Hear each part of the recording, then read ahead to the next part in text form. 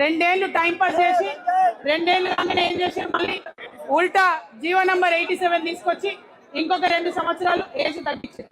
అంటే కేవలం నిరుద్యోగులను మోసం చేయడం మాత్రమే ఈ ప్రభుత్వం పనిగా పెట్టుకుంది. కాబట్టి ఈ మోసాలన్నీ కూడా ఖచ్చితంగా ఎండగడతాం. ఈ దిల్సుఖ్ నగర్ వేదికగా కానిస్టేబుల్ అభ్యర్థులందరి మధ్య నుండి నేను ప్రభుత్వాన్ని డిమాండ్ చేస్తున్నా, మీరు కానిస్టేబుల్ ఏజ్ ఏదైతే ఉందో 32 కాదు 36 ఇయర్స్కి పెంచాల్సిందే, ఎస్ఐల ఏజ్ ఏదైతే ఉందో 38 ఇయర్స్కి పెంచాల్సిందే అని కూడా డిమాండ్ చేస్తూ ఉన్నాం. మరి ఇవే కాదు, అనేకమైన అంశాలు ఉన్నాయి, అనేకమైన మోసాలు ఉన్నాయి. మీ అందరి సాక్షిగా మేము కోరేది ఒకటే, 2 లక్షల ఉద్యోగాలు ఇస్తామని చెప్పారు సంవత్సరానికి, కానీ ఇచ్చింది 14,000. ఇవాళ నల్గొండ పోయినారు ముఖ్యమంత్రి గారు, ఏం మాట్లాడుతున్నాడంటే మూసీ ప్రాజెక్ట్ చేస్తాడంటే 7,000 కోట్లు పెట్టి. మరి 7,000 కోట్లు పెట్టి మూసీ ప్రాజెక్ట్ చేయమని ఎవరన్నా అడిగినరా? అక్కడ ఒడ్డున ఉన్న పేదోళ్ళందరూ తీసి అవతల వారేసి తొక్కకుండా పోతాడట ఎవరైనా అడ్డం వస్తే.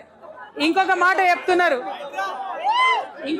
చెప్తున్నాడు, మూసీ ప్రాజెక్ట్ చేస్తే ఎవరు అడ్డం పడ్డా ఎవరు ఆత్మహత్యలు చేసుకున్నా ఆయన ఆగడంట, మూసీ ప్రాజెక్ట్ మాత్రం చేసుకుంటాడంట.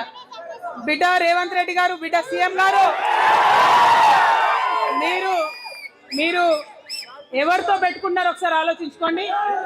నిరుద్యోగులతో పెట్టుకుంటున్నారు. ఎవరైతే మిమ్మల్ని గద్దెకెక్కించిండ్రో ఇవాళ వాళ్ళని దొక్కే ప్రయత్నం చేస్తున్నారు. మీరు ఖచ్చితంగా గద్దె నుండి దించేది కూడా ఈ నిరుద్యోగులే అవుతారు. వాళ్ళతో పెట్టుకోకండి. ఖచ్చితంగా మీరేదైతే 19,200 ఇస్తామన్నారో ఇచ్చిన మాట ప్రకారం ఇవ్వండి. వాళ్ళు జూలై 2 నాడు నిరుద్యోగ మిత్రులందరూ కూడా మరి అసెంబ్లీ కేబినెట్ ముట్టడి చేస్తామంటున్నారు, అది సెక్రటేరియట్ ముట్టడి చేస్తామంటున్నారు 1,00,000 మందితోని. అదే రోజు మేము ఉద్యమకారుల కార్యక్రమం కూడా పెట్టుకున్నాం. అవసరమైతే ఉద్యమకారులను కూడా మీతో కలిసి నడుస్తాం.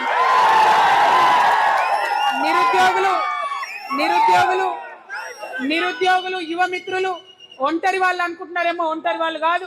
50 మంది తెలంగాణ ఉద్యమకారులు కూడా తెలంగాణ నిరుద్యోగుల పక్షాన నిలబడి ఉన్నాం.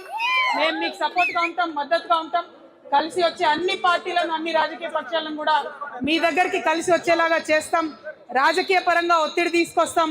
మనం ఏదైతే 20,000 ఉద్యోగాలు సాధించాలనుకుంటున్నామో అది సాధించే వరకు కూడా మీతో పాటు కలిసి నడుస్తా అని ఈ సందర్భంగా మీ అందరికీ నేను మాట ఇస్తా ఉన్నా.